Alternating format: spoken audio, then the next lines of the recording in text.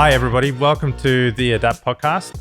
The purpose of this podcast is to learn the valuable stories of small and medium business owners and leaders, some of the challenges that they face along their journey, the creative ways they've tackled those, the epic fails they've had, and what they've learned from those, all the while keeping people and culture at the core of everything. Now, we want to become the number one podcast for small and medium business owners and leaders around the world. And if you're interested in helping us get there, please like, subscribe, follow, share our episodes with anybody that you think can get value, and give us your feedback, give us reviews, tell us how to get better and how to give you information and knowledge and wisdom that you're really interested in.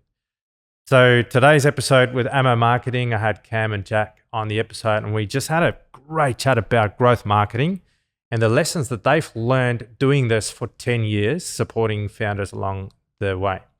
We heard from Cam what it's like to hand over the leadership of a business that he founded, and how to create the space for an emerging leader to flourish. And then Jack shared with us some of the complexities of getting that footy, taking on being handed over to, and then having to lead a business that was founded by somebody else. Tons of value, tons of golden nuggets in here, so I hope you guys enjoy it very much. I would love to welcome Cam and Jack from Ammo Marketing. Welcome. Great to have you guys.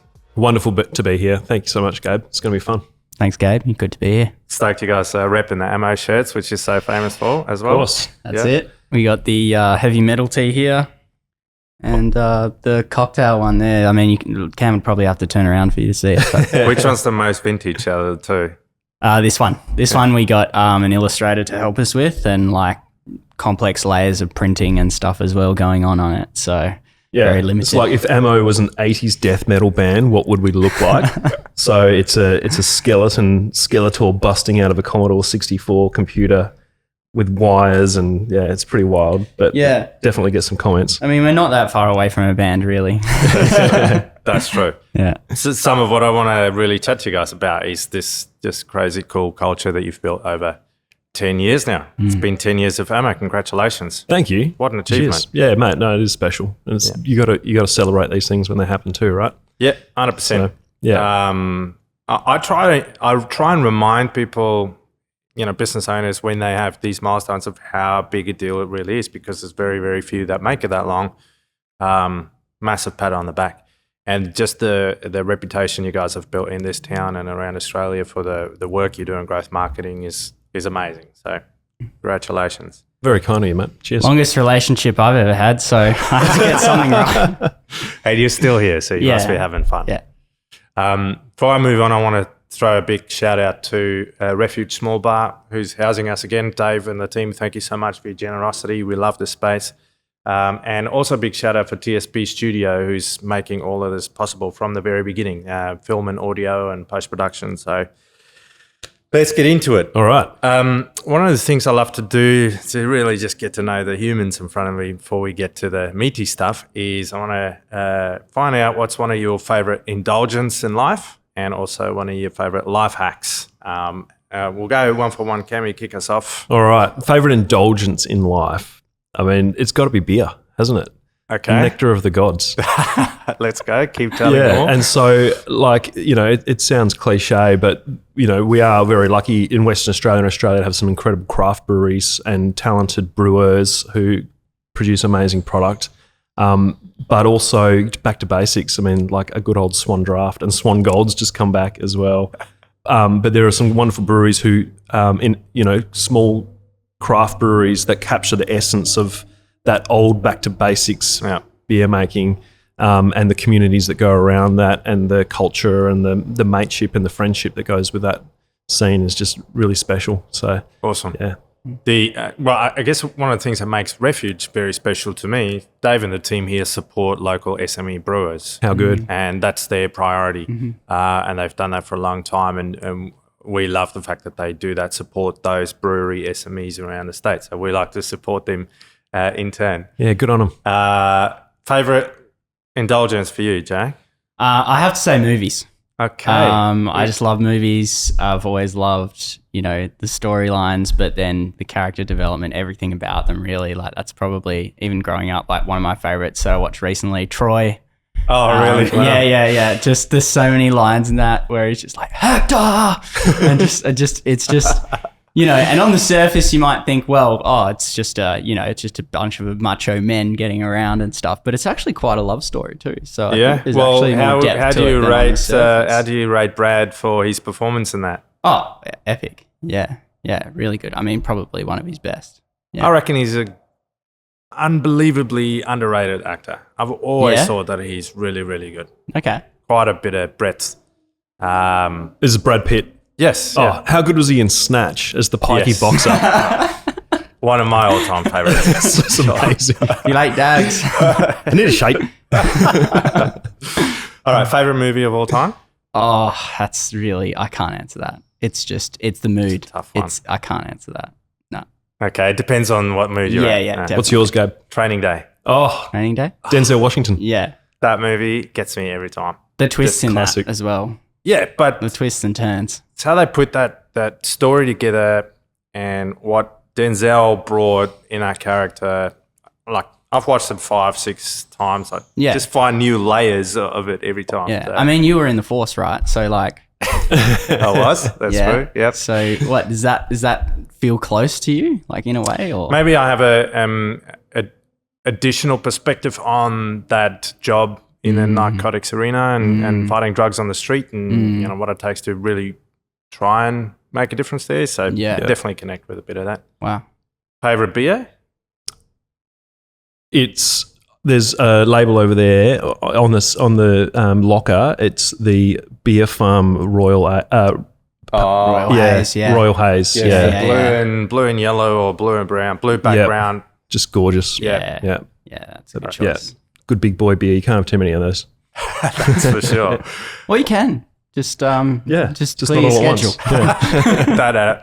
Don't have plans to achieve anything else. Awesome. All right, life hacks. Over to you. Favorite life hack right now? For me, it's Superhuman. So it's an email app. Okay. Yeah, so it can bring everything together for you. And it's a nice user interface, schedule emails, set reminders, all in your inbox. Helps you get to inbox zero faster. So it's an email app. It's an email app. Like Gmail. Yeah, but it sits on the front end of like your Microsoft or your Gmail or whatever. And then it basically uses like some really powerful tools to help you just blitz through emails. Superhuman. I have to have a look at this because it's my inbox and my email is one of my biggest frustrations in life is to try and optimize that so it doesn't rule your day or your week. Correct. Yeah. Yeah. So cool. Okay. that's mine.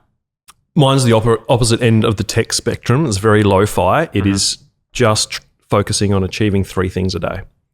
And so if you try to achieve too many things, you're not going to do anything super well. If you're not considered about it, you're not going to achieve anything. Yeah. But if you can sit down in the morning and write down on a piece of paper the 3 major things you want to achieve in the day and ensure that you do, then you'll be so much more productive than if you just try to do as much as you possibly can or, try to overdo things. It's my view. So how do you ensure that you maintain the discipline to sit down every morning and write them down? Yeah, I think it's habit building, right? And it's having schedule and, being clear on what you do at what times of the day. But if the first thing that you do is you sit down, you clear your inbox or whatever it is, and then of that, you look at your task list and decide what are the 3 things I'm going to achieve today, then the rest of the day's on rails. And one of the regular things we do at Ammo is that 9:30 call where we all talk about our 3 things on that call. Oh, right. Yep. So that's Good part of the stand-up culture as discipline. well. So it's come from like that habit actually moving into our stand-up discipline. Yeah, exactly. Very cool. Okay. So I want to, first of all, acknowledge that I'm interviewing a couple of podcasting veterans over here. One of the most well-known guerrilla podcasts in Western Australia and probably Australia-wide for the topics of growth marketing. So I'm feeling very honoured to have you guys here as guests. Thank you for your time. Mate, that's very nice of you. I don't think that's entirely true, but we do enjoy it. And it's the reason that we do it is because it's good fun. Yeah. And it's so much better than sitting down and writing a 1,000-word blog article every week. You can sit down and have a chat with some interesting people. Yeah, that was our life hack on that one. Yeah. We were just like, let's just talk. I much get a lot out of the episodes. You guys, what I love about Weird Growth is you've really been able to hit that 45-minute sweet spot in terms of how long the episodes go, but still pack a lot of value in there. And Cam, you're particularly good at getting your guests into the good stuff quickly. I talk a bit too much or like to have too much conversation, so our episodes blow out a bit, but I like the long form as well. So yeah, cheers, mate. Yeah, I think having a format is really helpful, obviously, and just having that set sort of structure to the chat that you want to have. Yeah. But then also allowing the threads to be pulled when you tap into something which is interesting, and just knowing when to sit back and let the guest talk is a skill in itself.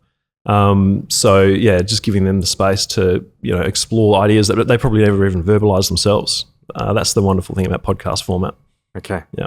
Well, then I want to give you the space to tell me. No, we don't want to sit here and talk about ourselves. I want to hear about 10 years of ammo marketing. Yeah. Take me back to the beginning. Why did you start? What got you on your way? What drove you through a decade to get you guys where you are today? Yeah. Well, I told a story about when I was in my 20s. My wife and I were doing a trip around the world, as you do at that point of your age of life, and I was sort of in between careers as well. And we visited San Francisco on one of the stops, and it was sort of about 2013 in San Francisco. It was the real kind of halcyon days of the tech boom that was going on over there. Uber had just launched, like the iPhone was the hottest product in the market. It was just an exciting time, and you could feel it. It was visceral. And I thought, I want to find a way to be involved in this. I'm not a technical guy. I'm not a developer or anything like that. My background's in marketing and PR. And, it just sort of set something off in me that I want to find a way to be part of this. And when I got home, there was this burgeoning startup scene in WA as well. Brodie had just opened Space Cubed, and there were a few co-working spaces and founders of tech companies. And I just became a freelancer essentially, helping them in a lot of these guys are developing technical products from a technical background. It's difficult for them, most people, to really get to the crux of telling their story and explaining what the value is to the market and finding their customers and, reaching them. So that was what I wanted to help with. And so, I started out as a freelancer, just sitting in clients' offices for a day a week or whatever it was. And that quickly evolved to learning about what are the real problems that a lot of these innovative businesses have around getting their product to market. And it sort of started to evolve into a thing where actually I can't do all this on my own. I need to build a team. Yeah. And as we know, that's where businesses really start to flourish, is when you start growing the team and growing processes and people to plug into those processes. Amazing. And so what about the extremely broad discipline of the marketing world? Yes. Led you to this road of growth marketing in startup territory? Yeah. And what about that do you love so much that you've kept doing it for so long? Well, something I saw was that when clients or innovative businesses went to hire an agency, that was sort of the obvious thing for them to do. They would go and speak to traditional agencies like branding or advertising, and they were trying to put a square peg into a round hole. Like small, fast growth potential businesses don't need to spend 30 grand on a brand project, or they don't need to spend, long periods on, campaigns and things which aren't really fit for purpose. And I saw it in even my parents' own business. They went and spent a stupid amount of money on essentially letterhead and business cards, but it didn't help them with their marketing. Yeah. And when we say marketing, it's taking their product to market and getting customers to buy it. And so I thought that there's a real opportunity there for, I didn't even like the word agency, but partners, people who go on that growth journey with you and help you build a process in your business rather than just selling you a project. And that process is about scaling your business and then scaling the marketing function within it over time. And so that's sort of what I really saw, was that, you don't just want a sugar rush of a marketing project. You want something which is going to help you grow into the future over time. Yeah, for a while there, we banned the word agency. We went don't even call ourselves that. Yeah. Don't go to any of the other agency events. No disrespect to the industry. You can go get a skull or a shiny pencil and put it up in your office. But at the end of the day, you want to get results for people. So, so we intentionally stayed away from that fanfare when we were starting up. You'd rather be known or recognized by the outcomes you get for the customers than the industry that you play in. Yeah, well, the industry that we play in is the innovative business space and startups, not the agency space. Yeah. And so it was really about building community and being as involved as possible and what we call being everywhere in our startup community, which is what helps you grow that reputation. But also you've got to be close to your customers to understand what they need. Well, I mean, how to help them. As a startup founder or owner or founding team, it's bloody brutal, right? And it's nose to the grindstone, and you're hustling your ass off. It's one of the hardest things you can possibly do in life. Absolutely. And so how do you make sure that those who have to help you tell your story can connect to where you are? Yeah. Yeah. Well, I think it starts with helping them understand their customers as well. And it's something which, especially, really talented tech people can often gloss over is if you're building something amazing, you need to be building it with your customers in mind first. And it can be too easy to get, wrapped up in the romance and excitement of just building something cool for the sake of it. So I think from a partnership point of view, partnerships are give and take, right? And so we take the angle of we're not just going to be yes men and do everything that you ask for. We're going to give you a little bit of pushback and ask you some difficult questions and lead you towards the thing which is going to make you as successful as possible, which is getting that deep understanding of your customer and the problems that you're solving for them. Well, so what is that most common problem that you see in the startup world for those businesses when they first set out? Ooh, that's a tricky one. I think just being clear on what they want out of their business at that stage, but also like the actual problem. So like a lot of the time when you're starting out, you're actually just trying to validate the problem and the specific area of the problem that the product actually solves and the use case. Because often when you start, there are so many potential possibilities. There are so many use cases for your tech. And it's just actually drilling down to the most common thing. And really how you get there is a lot of time with the customer. Yeah. Like the temptation is when we ask them, who's your product for? They say, oh, everyone. Anybody can be our customer. But the problem with that is if you think that you're for everyone, then you're going to be nothing to anybody. And so if you think about even the most successful tech companies in the world, they started at this, in the very early days as being very niche and very specific. The super fans. Yeah. So Facebook was just for college kids and just for one college in particular. Uber was for tech bros in San Francisco, and there was just like for a black car, and they just paid black car drivers to wait around the corner from where a tech event was likely to happen so that they could summon them and impress their mates by tapping a button on a phone and a car showing up. That's black cars with drivers. Yes. Yeah. Just made that distinction. Yeah. So I think, it's the temptation is to go, we're going to be global for everybody on day one. But actually, like, you need to find that beachhead and start in a very sort of specific niche to grow from there. Okay. So I want to ask a question then, because you made the comment just then that you need to spend a lot of time with your customer to really be able to help them transition over that challenge. But as a small business, you have to be viable. And so, where you spend your time and how you remunerate it, I guess, for that time matters. So there's got to be some level of acceleration, right? You have to find a way to challenge your customer sufficiently so that they can have some of the right considerations, make some of the right tough decisions relatively quickly so they can start executing in a good direction. How do you help them to do that? Tricky. I think there's the really sort of epiphany moment for us was getting to that point where instead of just jumping straight into a relationship, we started with a workshop to actually start to understand who those different markets are, what are the tactics and the strategy that you can use to reach them at that stage, and then actually build that with them like a product itself. And then that builds a marketing engine inside the business, builds the internal capability of the team, but then also allows them to be able to make decisions faster. It's the way that I think about like the best teams or the best marketing teams, really. You could measure them by the amount of experiments they run and how fast they can get those experiments to market to learn faster. Because at the end of the day, you raise a bunch of capital for a tech company, you've got a certain amount of runway to get and a certain milestones to get to. If you're not reaching those milestones and improving the whole business by the time you get there, that's where failure happens. Okay.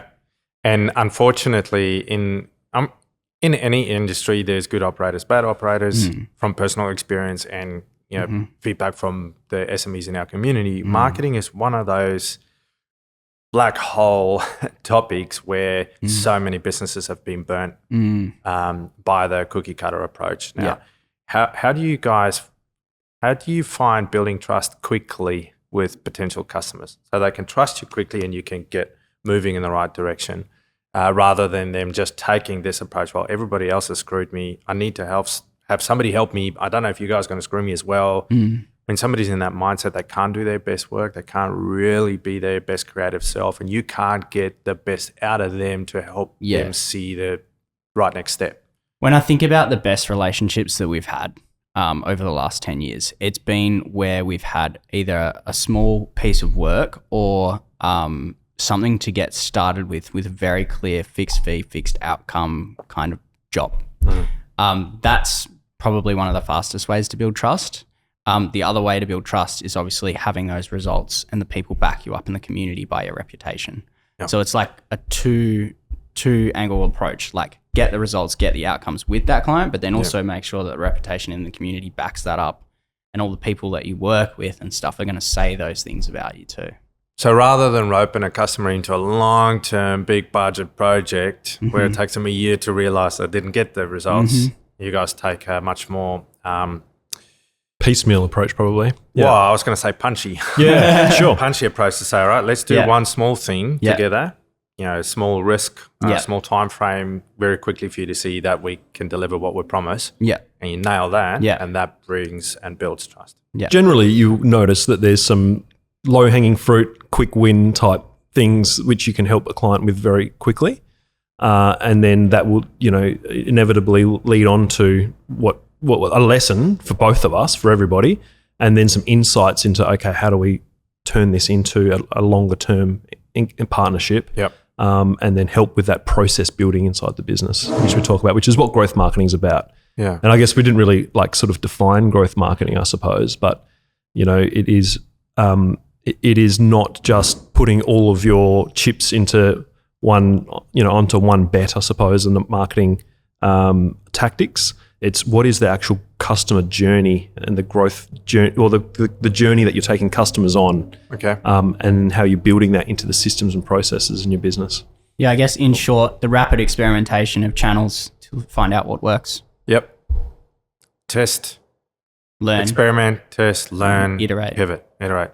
Short feedback loops.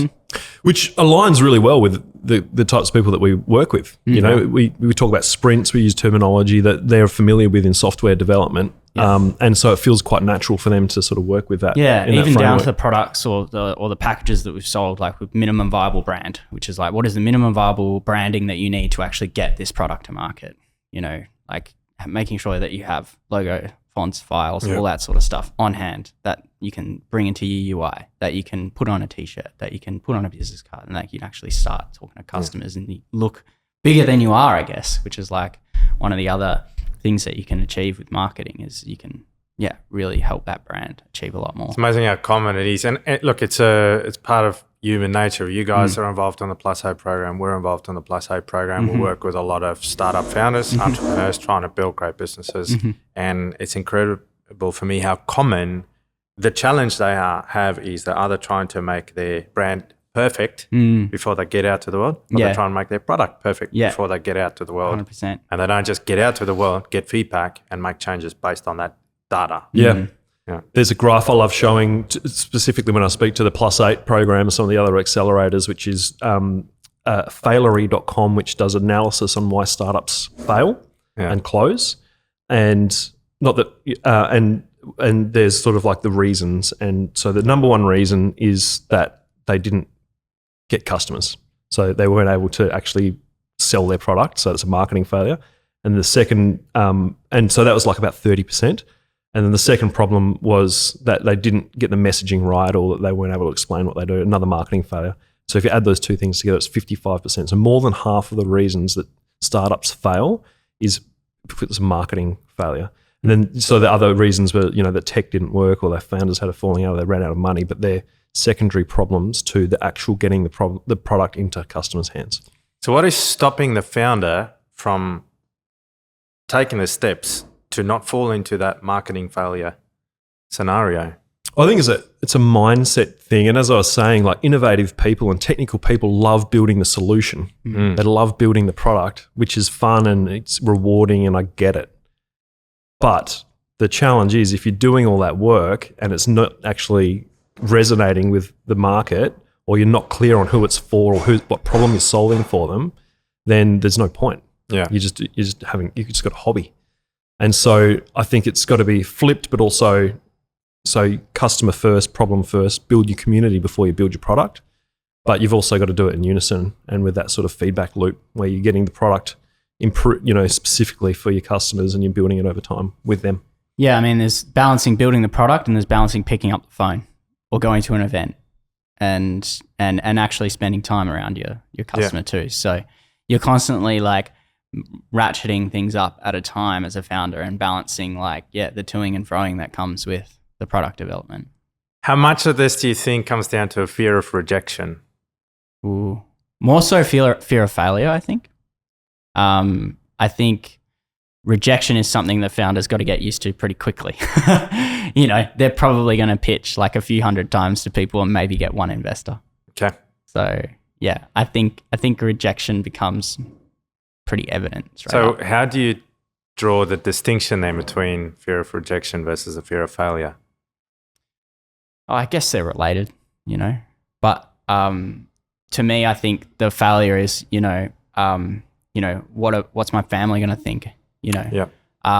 What I don't want to let the team down. What's my partner going to think? How am I going to actually make ends meet at the end of the day?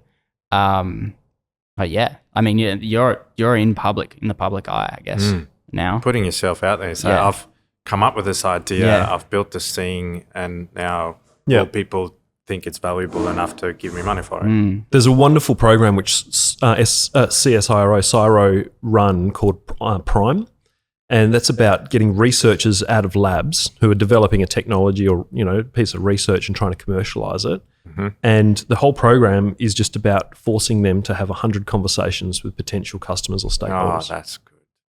And their success metric is how many conversations they have. And so it's like building a muscle. And that rejection thing is going to happen, but you get desensitized to it once you've had 100 conversations like that. Yeah. And invariably what happens is those researchers or those technical people pivot.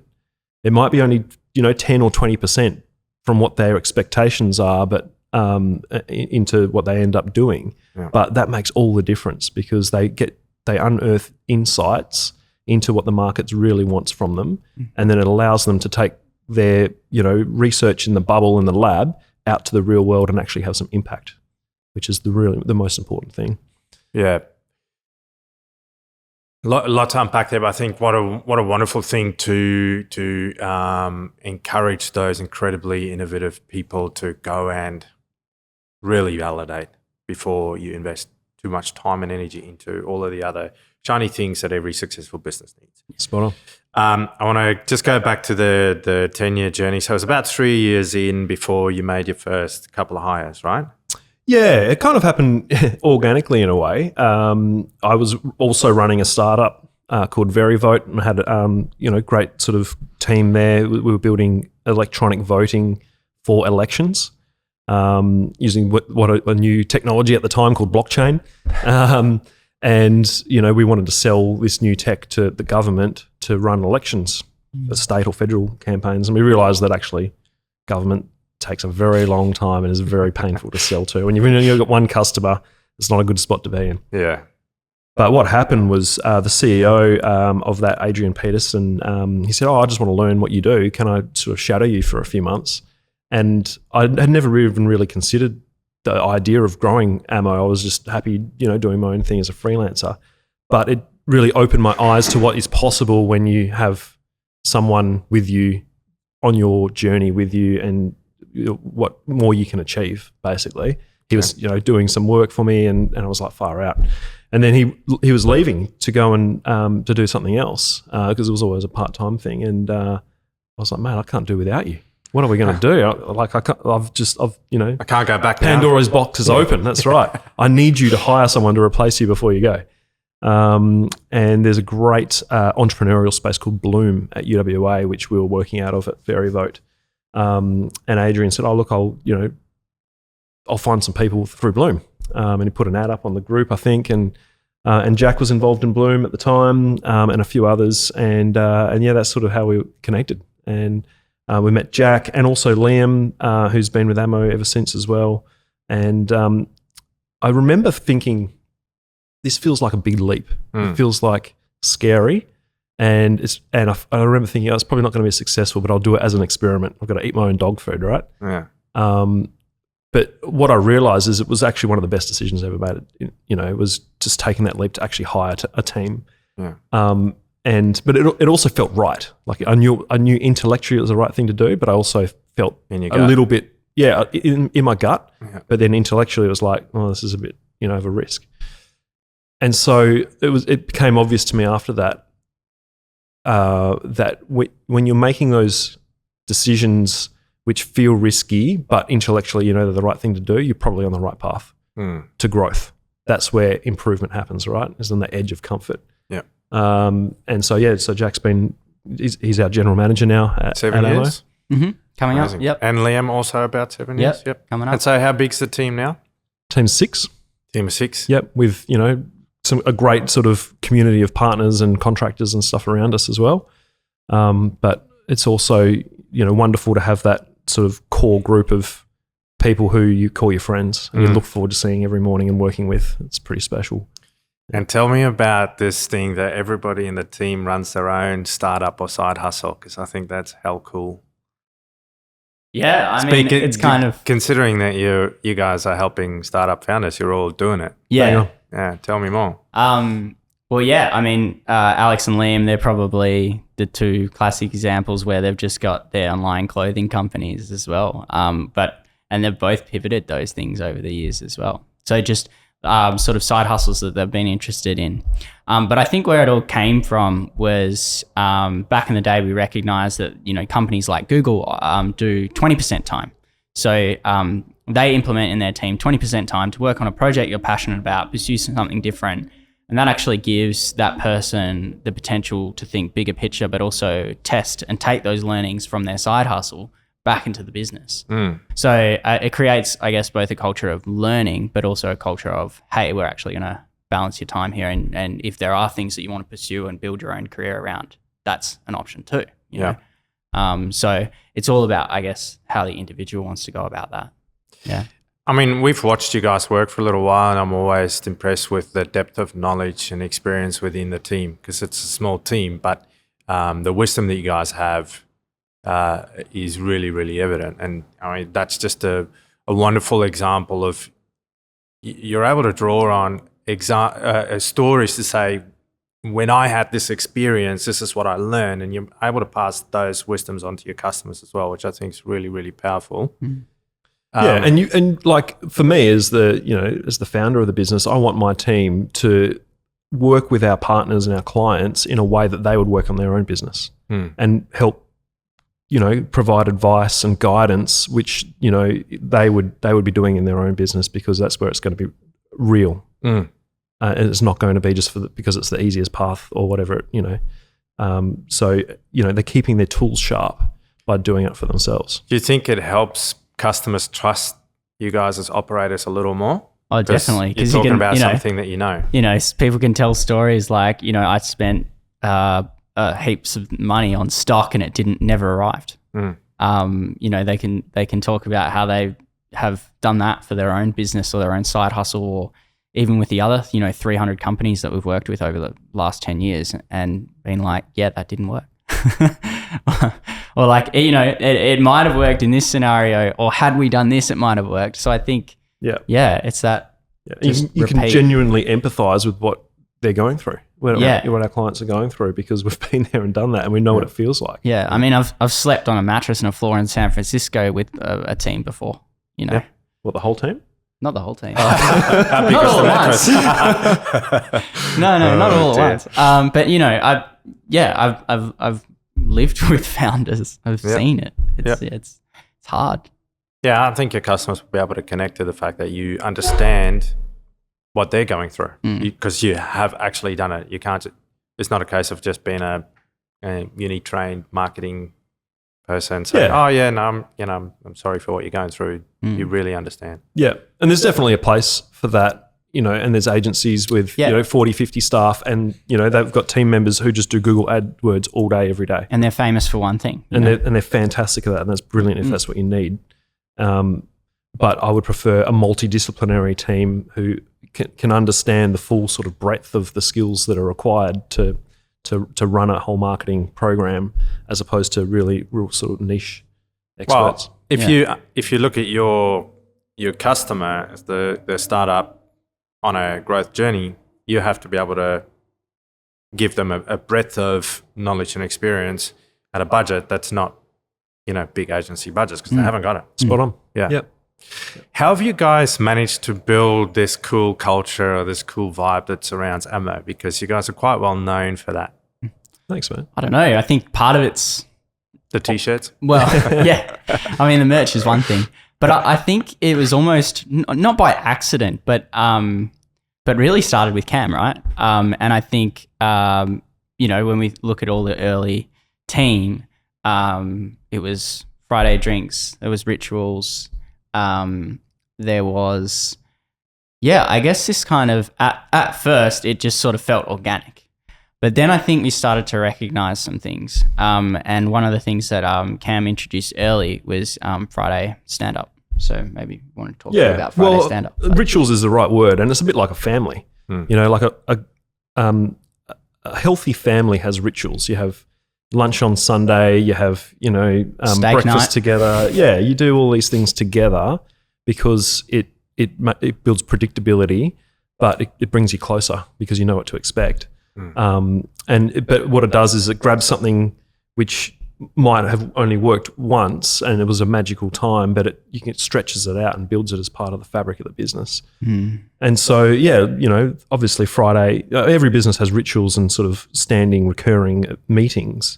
But I think the reason that we do them is because they pull something which we all enjoy and build, and that's what I think grows culture. And comes back to our values too. Like I think the thing we recognized, it was interesting last retreat, we actually built our values back from the beliefs and the actions that we took. So they were actually, our values are our behaviors, basically.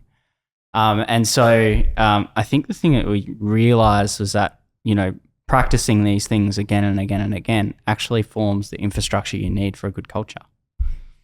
So the things that just sort of the intangible things I think that are important to us is that connection to pop culture, because that kind of keeps you fresh and, up. So, we've got a song of the week, which is on the agenda of our weekly team meeting. We all choose a song of the week and we get to vote on it. We have annual retreats. So this weekend actually, coming up, haven't you? Yeah. That's right. We book out a house in Margaret River and we spend the weekend pulling apart the business and putting it back together as a team. Cool. Everyone, is a very flat hierarchical sort of structure where everyone gets a say in the direction of the business and the strategy setting of the business. And we get challenged as leaders as well, directly from the team. Yeah, it's not us imposing it. It's the group deciding where we're going to be taking the business. We also have like our interesting links. So just random stuff that we see, like products, software, tools, hacks, just funny videos, whatever. And we chuck that in every week. And so that forms a depository and library. And then we can pull from that and share that during our Friday all hands meeting as well. So we look at that and then that actually goes into our newsletter. So the best 5 make it into our newsletter. So then you can also start to then project the culture outwards with a bit of process introduced as well. And I know that's a philosophy that's quite important to you guys. It's critical to the success of the business, and it's probably also the fact that we've had such a long-standing team as well. Like turnover's super low. Yeah. And I think it's if you build something which people feel like they have ownership of, and where people feel supported, psychologically safe, people have their back, then why would they want to leave? Yeah, it's probably the biggest asset of the team in reality is the culture. And Okay, so down to the meaty bits, right? It's been 10 years and you've gone through a handover Yes. period where Cam leading the business for a long time. You've now handed over organizational leadership to Jack as general manager. That's right. And you've taken a different role. I'd love to hear about what that was like, what you experienced and learned from it, and what your current state looks like.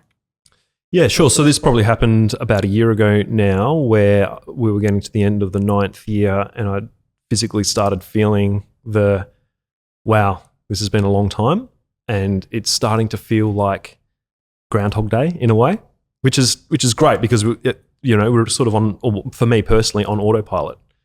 But it wasn't as much of a challenge anymore. But also I felt myself waking up and going, it feeling like a little bit more of a grind. And that's not to say that the work that we were doing wasn't fascinating and rewarding. It was just that my personality, I suppose, loves starting new things and loves doing things where I'm challenged. But we were just sort of humming along, and it was comfortable, and being too comfortable isn't something I'm comfortable with, if that makes sense. Yeah. And so it just felt right. It felt like it was a good time to start setting the business up to be resilient beyond me and for succession. And so, the working relationship that Jack and I had built up over those 6 years at that point was at the point where I, trusted him really trusted Jack. I knew him well. We knew each other well. And it made sense that he was, the person that was going to be able to take the business to the next level beyond what I was capable of or had the energy to do at that point. Longest relationship I ever had. Yes. Yeah. What about Jack in terms of behaviours and attributes made you believe that he was the right person to take on the responsibility of leading the business that you founded? Yeah. Funnily enough, Jack and I are actually quite different in a lot of ways, and we've just done, another one of those sort of personality type. This is the areas of genius thing, and it just reaffirmed it again that I'm not probably as emotionally intelligent as Jack is. He's very good with understanding people's motivations and dealing with different personalities and understanding that. He's probably got a lot more patience for that than I do. He's also very organised and has probably better attention to detail than I do. And I suppose as a business matures and consolidates, those are probably the skill sets which are much more, suited to taking a business to the next level than what I am, which is bigger picture, move fast, get shit done, probably less not less caring, but just less aware of what's less going on. Less detail, more action. Correct, yeah. Okay. And so that's what made it, a really good fit, that Jack was the person that could systemize it to an even more granular detail what we'd done and take the business to the next level. And what about how he worked with his colleagues? Did you see there that made you believe that he could provide good leadership to his peers? Well, I suppose leadership comes from, my view is everybody in an organisation is a leader in one way or another. But Jack was someone who, at a deep level, understood the importance of culture and was, motivated to continue what we were already doing from that cultural point of view. And I suppose he was an expert, and I think leadership authority comes from a number of, sort of a few different things, but he was an expert in what he did technically. He very good with strategy, on a technical level, understood what we did very well. And so that he had the authority from the team or of the team to do that. But also he's just a very likable guy. And so people will lead people that they, or will follow people that they like. Yeah. And the team, as I said, we're a bunch of good friends. And I suppose that was also the challenge, was that we were going from a situation where I was the leader and Jack was part of the team, and then now Jack's the leader. And so we had to work hard, I suppose, amongst the team to do that transition, because I knew that people were still going to be looking to me, because that was, what they've been used to for the past 6 or 7 years. So there was work to be done on just figuring out how to transition that power base, I suppose, across to a different individual. And so then what does your days look like today? Yeah, well, I suppose the role division between Jack and I now is I'm probably more that vision setter type, the custodian of the culture, but not the implementer. Whereas Jack is now the implementer, the operator, the day-to-day leader. Whereas my days are a couple of days a week in with the ammo team. And now I'm getting to work on other side projects and like filling my cup of the variety and the different new starting projects that I know I'm passionate about and light me up. What I love about this story is you guys have naturally, and probably through a lot of reading and learning and growing and thinking and understanding, you've naturally created real clear role clarity in your business, which we as a company at Adapt work extremely hard to help other owners build and achieve. You've done it. It's a great success story. Like if I wanted to demonstrate to an SME what good looks like in terms of leadership handover, you guys have really done it. You spend your time doing ownership stuff and being a vision custodian, and Jack spends his time as an organizational leader and taking care of strategy and culture. So, congrats. Thanks, mate. But I think we are under no illusion that this is a lot easier to do in a smaller organization than a bigger one, right? Yeah. And also in an organization with a culture of a flat hierarchy anyway. Yeah. I can imagine, with even just twice the number of people, this would be a much more complex journey. And so you do need the guidance to do those things. Yeah. And look, it's not perfect. And I think that was one of the things that I recognized early on, because when Cam first asked me to do it, I was like, no way. I don't want this. I was like, come on. And then after, a series of conversations, but then also we were quite intentional. So I was like, I'll take the reins, but for the next 6 months, we're working on this role clarity. We're gonna look at our processes. We're gonna look at how to handle this conversation with the team. We spent 6 months of time before we even told the team that this was going to happen, just to figure it all out. And we even spent time with the team understanding what they look for in a leader. Yeah. What were the attributes that they liked about Cam that they wanted around with me once I took over, and just trying to highlight what they were. So you made the team part of the discovery of this decision. Yeah. Definitely. They had to be part of the conversation. Yeah. Otherwise, none of this would have worked. Absolutely. And that's always the most complex part of it, right? Is the change in the relationship you have. Because you go from being a colleague to then being their boss. So that's been a really difficult thing for me as well in that transition. So then, Jack, tell me, because you caught the footy now. Yeah. You've got the football. Yeah. What about that role of general manager and the responsibility of leading ammo made you want to take it? And let's start there. Why did you say yes? Why did you want to do this job? Yeah, well, I guess it came about in a few ways, right? Like I'd been at the company for a long time. I felt like I'd pushed myself in different aspects of the company, and there was a gap. The gap was either be leading the team or pursue something else or whatever.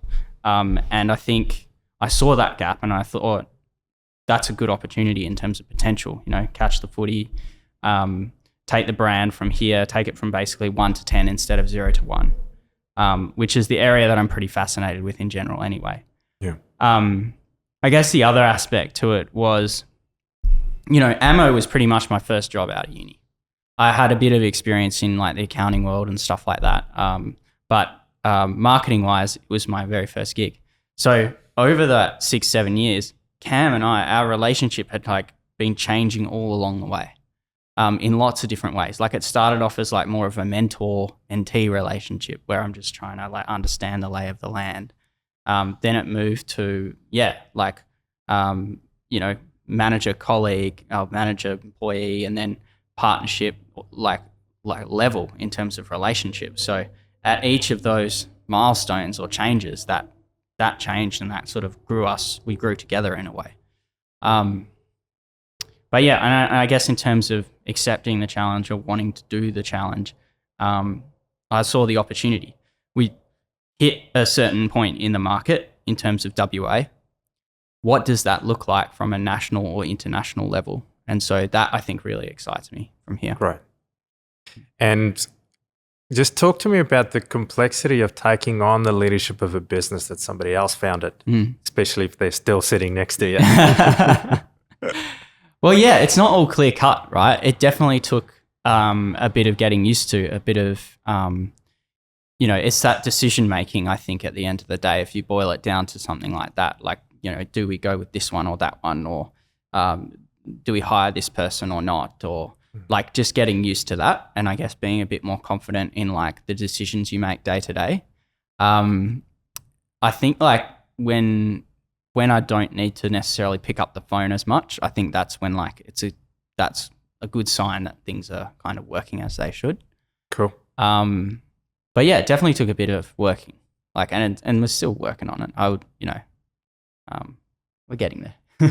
Yeah, look, it's an exceedingly complex thing to do. I speak from experience. I've been through it. We coach this stuff. Yeah.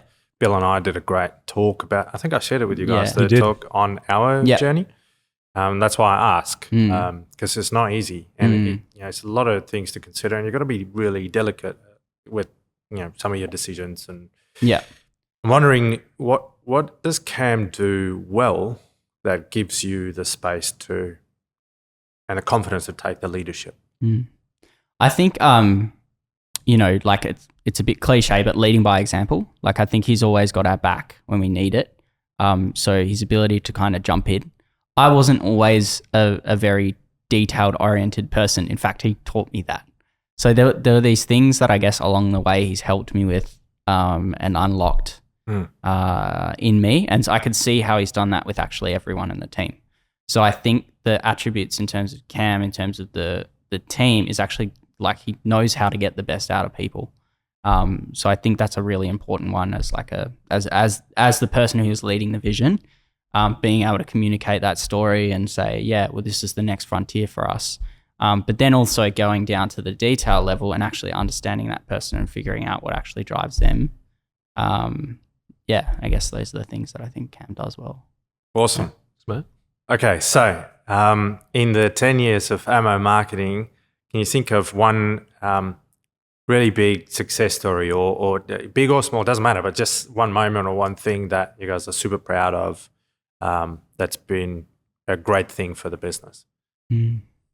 Probably a client story that I'm super proud of is Idea Academy. They are an alternative amazing school. Business. Incredible, right? Yeah. And, two incredible women who saw how broken the education system can be for some kids who just don't fit into traditional school. Absolutely. Particularly when they get to that point of, 14, 15, they're disengaging from high school. The future is in the balance for those kids. And the decisions that they make over the next few years could change their trajectory in life. Yep.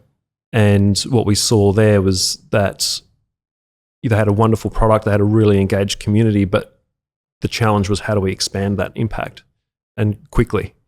Because there are just a lot of kids there who, in year 11 and 12, and they've got their own really special, unique talents, but they're not being brought to the fore, and they're not, potentially meeting who they could be. Yeah. So that was a wonderful thing to be able to work with that team, with Nick and Beck there, and unlock what it was that was going to help them grow. And we discovered that, it was actually obviously the parents that make the decisions, but how do we educate the parents and open their eyes to what's possible with Idea? And so that was a really great one to work with.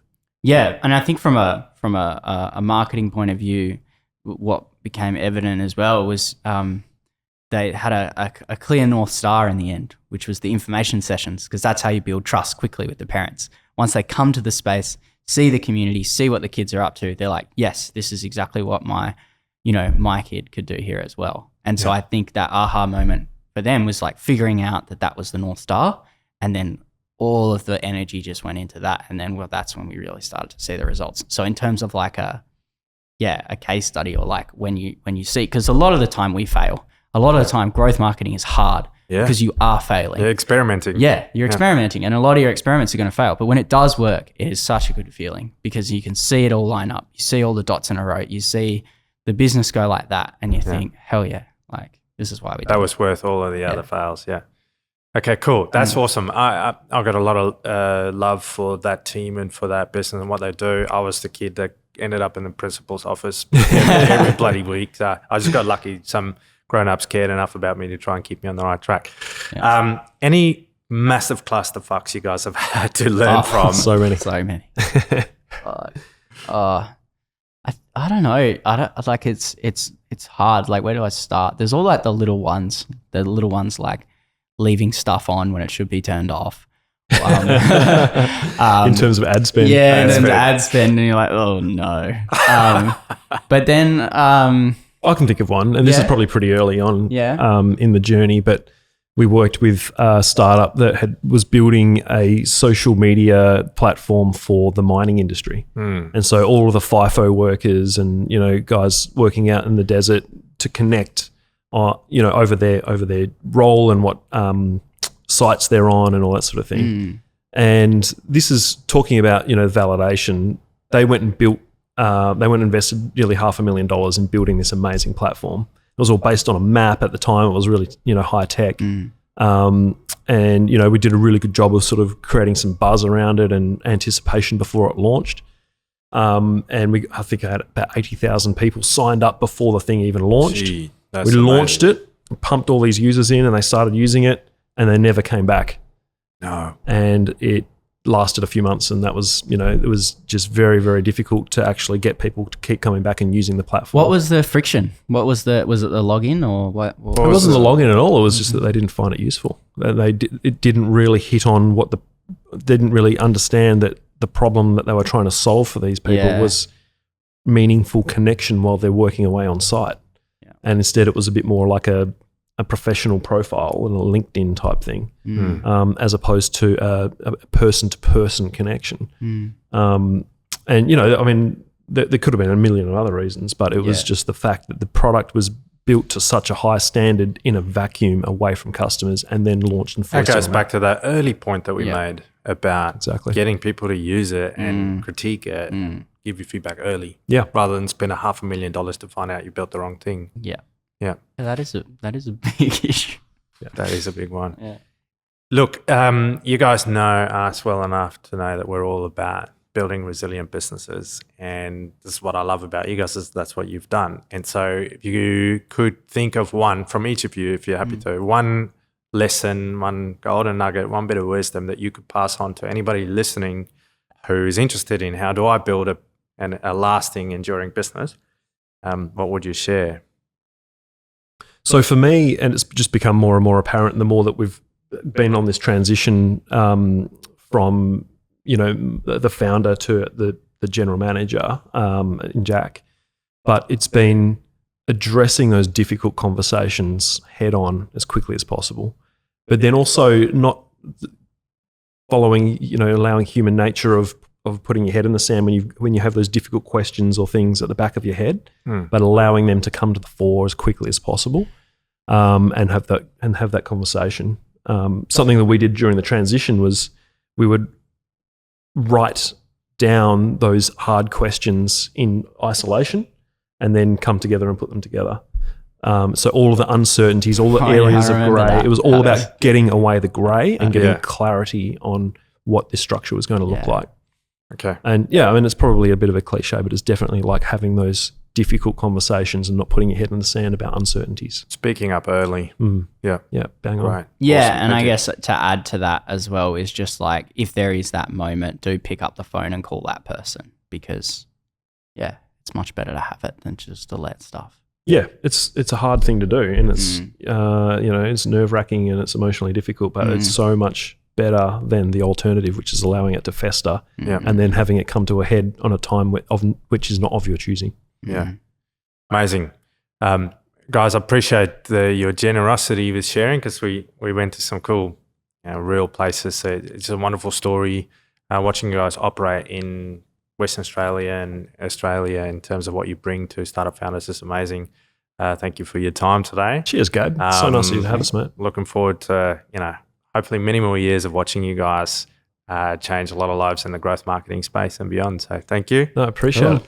And likewise to you, mate, and what you're doing at Adapt and watching, your transition with Bill, like that's been an inspiration to us as well. Yeah. Thank you. And the work that you guys do is just so important because SME owners are people who provide amazing opportunities for their staff, but for themselves, and they grow the economy and they grow this great state of Western Australia. So what you guys do at Adapt is tremendous. Keep that up. Thank you.